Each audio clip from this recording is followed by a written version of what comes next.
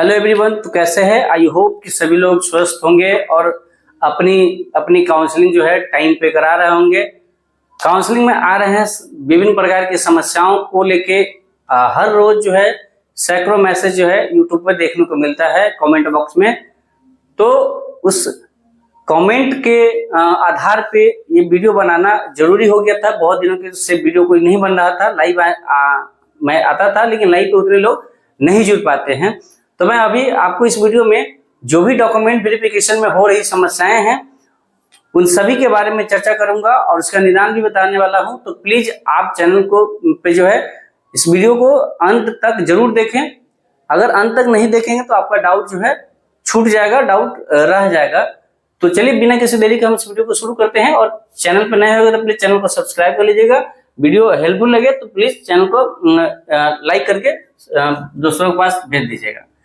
देखिए, अभी document verification की प्रक्रिया 1 अगस्त से जितने भी सक्षमता पास शिक्षक हैं उन सभी का हो रहा है। 1,87,000 शिक्षकों का, जिसमें से 9, 10, 11, 12 और 6 to 8 के शिक्षक बहुत कम मात्रा में थे, उनका कंप्लीट होने वाला होगा। ये बहुत सारे ऐसे डिस्ट्रिक्ट है जहाँ पे सभी लोगों का काउंसलिंग कंप्लीट हो गया है। जो डिस्ट्रिक्ट छोटा है जहाँ पे शिक्षकों की संख्या कम थी। बाकी आज जो है लेटेस्ट आज जो है सक्षमता के 13 सितंबर तक के स्लॉट को जारी कर दिया गया है। तो आप प्लीज जाके जो वेबसाइट है चेक योर स्टेटस पे, प्लीज वहां पे जाके आप चेक कर सकते हैं। आप नीचे दिए गए डिस्क्रिप्शन बॉक्स में जाके टेलीग्राम चैनल पर आप जुड़ जाइएगा। और टेलीग्राम चैनल पर मैं जितने भी लिंक्स होता है या पीडीएफ वगैरह होता है मैं वहां पे अपडेट करते रहता। तो वहां पे मैं आज चेक कर दिया हूं, वहां पर लिंक को डाल दिया। तो वहां से जाके आप अपना स्लॉट चेक कर लेंगे। जो बहुत सारे लोगों का ऐसा समस्या था कि हमारा जो है स्लॉट ही नहीं दिख रहा है, तो फिर से रिवाइज किया गया है, स्लॉट अपडेट किया गया है, तो उसको जाके आप चेक कर सकते हैं। देखिए, जनरली जो प्रॉब्लम आ रहा है वो किस तरीके का प्रॉब्लम आ रहा है। किसी के नेम में प्रॉब्लम है। अब नेम में क्या प्रॉब्लम हो सकता है? बहुत सारे, जैसा कि मैंने फेस किया है, जो कमेंट आपका आता है मैं प्रयास करता हूं 99% जैसे लगभग हमको लगता है कि हम 100% कमेंट का जवाब देने का प्रयास करता हूं। ठीक है, क्योंकि मैं भी शिक्षक हूं, मुझे भी ड्यूटी पे जाना होता है, तो आप इस चीज को समझ सकते हैं। लेकिन फिर भी मैं समय निकाल के आपको जवाब देते रहता हूं। अगर ऐसा है, अगर आप जो देख रहे हैं और आपके सवालों का जवाब दिया तो प्लीज इस बात को आप लिखेंगे कि सही बोल रहा हूं मैं या गलत बोल रहा हूं, तो जवाब देते रहता हूं। तो नेम में किस तरीके का प्रॉब्लम आ रहा है? तो नेम में क्या हो रहा है, या तो साइबर कैफे वाला के द्वारा नेम में स्पेस दे दिया गया।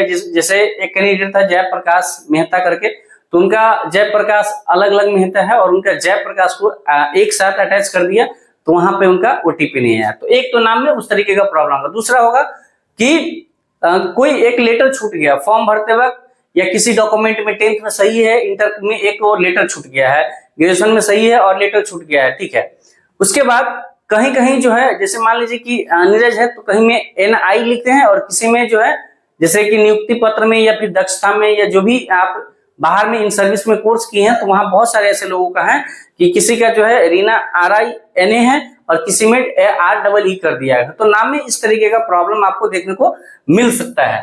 तो इस तरीके का प्रॉब्लम फेस करना पड़ रहा है।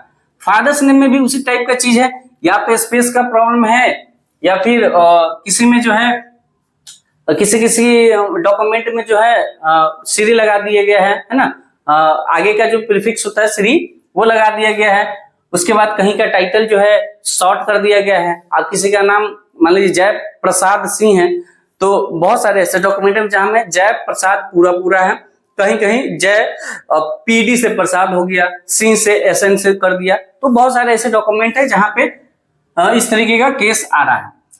स्पेस का भी प्रॉब्लम आ रहा है, मैंने बता दिया। उसके बाद सब बहुत सारा समस्या इस तरीके का आ रहा है कि आपने सक्षमता का फॉर्म डालते वक्त साइबर कैफे वाले के ऊपर टोटली डिपेंड हो गया, साइबर कैफे वाले पे पूरा चीज छोड़ दिया। तो कहीं ना कहीं गलती तो हमारी भी है। हमें जो जब फाइनल सबमिट करना होता है तो उससे पहले एक प्रीव्यू दिखाता है, उससे फाइनल सबमिशन से पहले एक प्रीव्यू दिखाता है कि आप इसको देख लीजिए, बढ़िया से चेक कर लीजिए, कहीं कोई दिक्कत है उसके बाद सबमिट करेंगे। क्योंकि फाइनल सबमिट के बाद एडिट का ऑप्शन नहीं आता है, तो वो आपको चेक करना चाहिए था। तो वो बहुत जगह ऐसा है जहां पे किसी का नियुक्ति पत्र की जगह पर सीटेट डाल दिया गया, किसी के सीटेट की जगह पर DLED डाल दिया है, किसी के DLED की जगह पर दक्षता का डाल दिया गया है। यानी डॉक्यूमेंट जो है मतलब वो इनकरेक्ट डॉक्यूमेंट अपलोड हो गया है, और ये गलती जो है आपकी भी है और साइबर कैफे वालों का भी है। यानी अपलोडिंग में प्रॉब्लम हुआ है, ठीक है। उसके बाद क्या है, साइबर वाले से नाम में भी गलती हो गया है ना।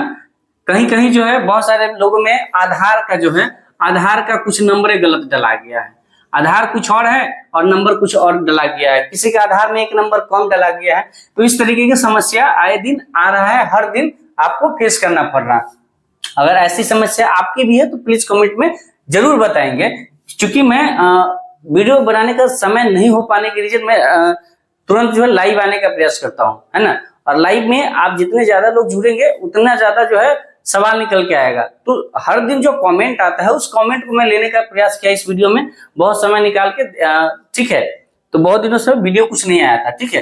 तो साइबर वाले की गलती से उसके बाद बहुत सारे लोगों का ऐसा है, महिला में जिसका कुमारी था, कुछ डॉक्यूमेंट में शादी के बाद देवी कर लिया, कुछ डॉक्यूमेंट में जो है देवी है कुमारी है, तो इस तरीके का लोचा आ रहा है। उसके बाद बहुत ज्यादा लोगों का जो डाउटफुल दिया है वो उसमें ये भी रीजन दिया गया है कि ओरिजिनल मार्कशीट किसी का प्रोड्यूस नहीं है, ओरिजिनल मार्कशीट आपको नहीं दिखाए हैं, या ओरिजिनल सर्टिफिकेट आप जो है क्या बोलते हैं वेरिफिकेशन के समय नहीं शो किए हैं, उस तरीके का केस आ रहा है।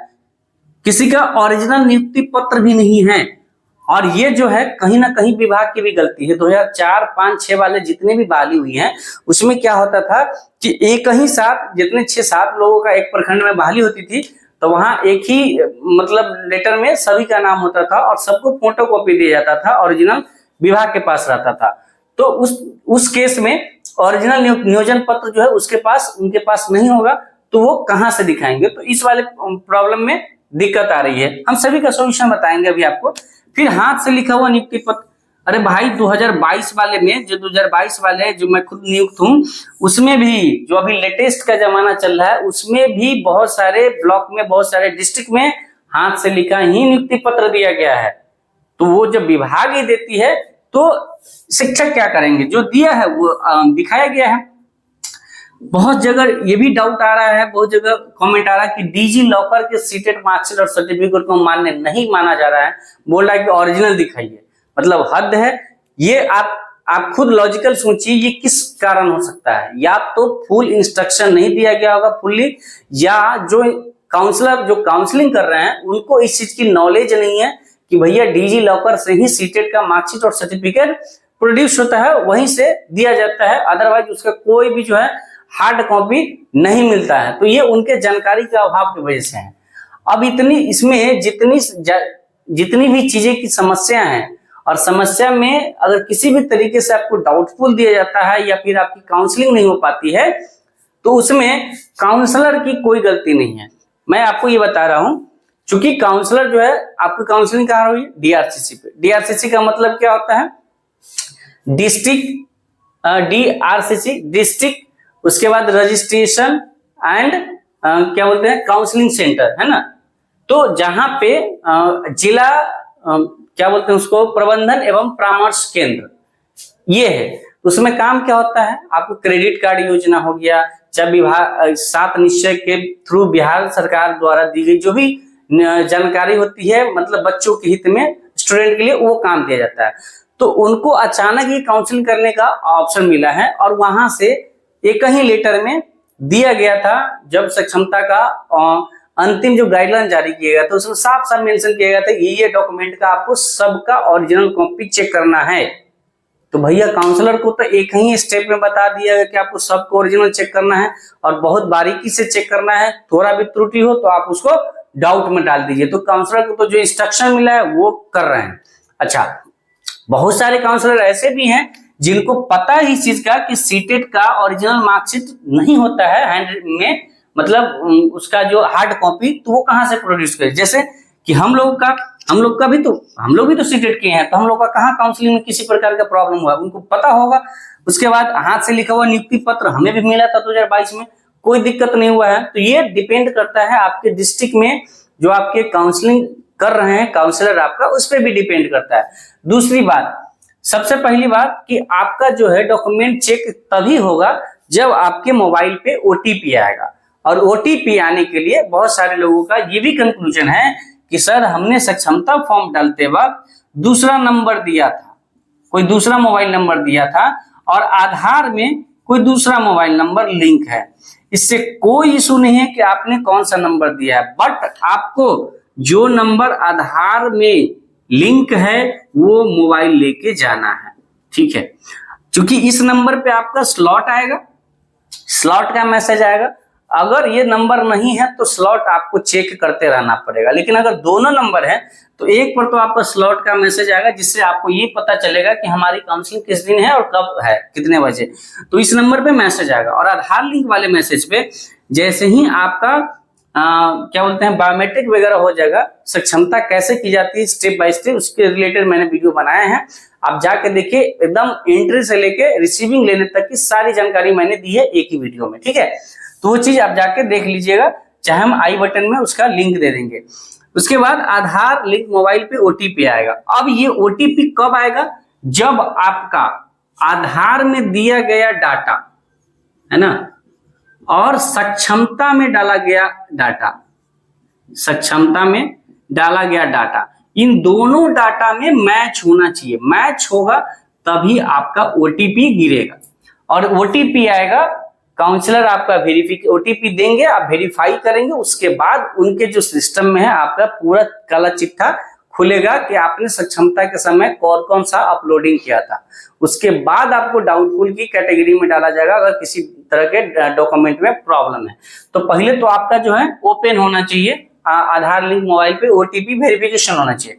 अब कहिएगा सर इसमें किस प्रकार का डाटा? तो इसमें डाटा किस प्रकार का होना चाहिए? आपका नाम, father's name, date of birth, Aadhaar number, ये सभी में आपका दोनों जगह मैच होना चाहिए। ऐसा नहीं कि नाम में NI है यहाँ पे और या आपके जो है सक्षमता में NEE से डलवा दिया तो आपका ओटीपी ही नहीं गिरेगा। एक सिंगल स्पेस के मैटर के वजह से भी, अगर सिंगल स्पेस का भी मिसमैच हुआ दोनों में तो आपका ओटीपी नहीं आएगा। उसके लिए काउंसलर कोई जिम्मेदार नहीं है। अच्छा, अब ये सारा बात हो गया कि भैया जिसका ओटीपी नहीं आएगा, जिसका ओटीपी आएगा उसको तो बल्ले बल्ले है, उसका तो उसके बाद जो भी डॉक्यूमेंट में दिक्कत करेगा वो वाला बच्चा आ जाएगा। लेकिन सर ये बताइए फाइनल में कि जिसका ओटीपी भी नहीं गिरा, जिनका काउंसलिंग ही नहीं हुआ या जिनका काउंसलिंग हुआ या इस तरीके का कोई भी डाउट फुल दे दिया गया, कोई भी पॉइंट दे दिया गया, तो उसको क्या करना है? कुछ शिक्षक का ऐसे कमेंट है कि क्या सर हमको डाउटफुल दिया, क्या हमारी जॉब जो है खतरे में है, हमारी नौकरी जा सकती है?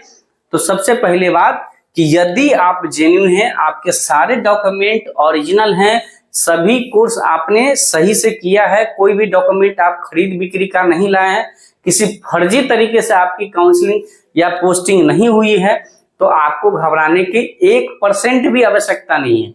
चूंकि 13 सितंबर तक का जो है शेड्यूल जारी कर दिया गया है, 13 सितंबर तक किसका कब है काउंसलिंग। इसके बाद यानी 15 सितंबर से पहले या 15 सितंबर तक विभाग एक आदेश जारी करेगी कि जितने भी डाउटफुल कैंडिडेट है या जिनका काउंसलिंग किसी कारणवश नहीं हुआ है उनके लिए अलग से आदेश जारी करेगी। या तो सरकार उसको एडिट करने का ऑप्शन दे, जिसका छोटा मोटा प्रॉब्लम, जैसे मैंने जयप्रकाश वाला केस कहा कि उनके सारे डॉक्यूमेंट में सही है, बस उनका सक्षमता फॉर्म डालते वक्त साइबर कैफे की गलती की वजह से जयप्रकाश को साफ कर दिया, इस वजह से उनका ओटीपी नहीं गया।